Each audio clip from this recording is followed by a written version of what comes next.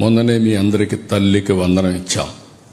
ఎంతమంది పిల్లలుంటే అంతమందికి 15,000 రూపాయలు ఇచ్చి మీ పిల్లల్ని ప్రోత్సహించిన ప్రభుత్వం ఇక్కడ ఎన్డీఏ ప్రభుత్వం అని చెప్పి కూడా నేను మీకు తెలియజేస్తున్నా.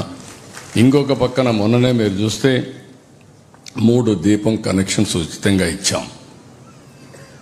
ఈరోజు ప్రధానమంత్రి గారు కూడా చెప్పినప్పుడు మీరు అన్నారు, మనం కూడా 3 ఉచితంగా అందరికీ ఇచ్చాం.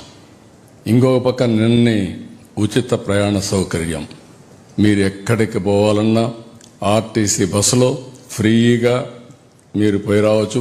ఉద్యోగానికి పోవాలన్నా, లేకపోతే షాపింగ్ పోవాలన్నా, లేకుంటే మీ పేరెంట్స్ చూడాలనుకున్నా, లేకపోతే ఎక్కడన్నా దేవాలయానికి పోయి దేవుని ఆశీస్సులు తీసుకోవాలన్నా ఫ్రీగా పోయి వచ్చే పరిస్థితి తీసుకొచ్చాం.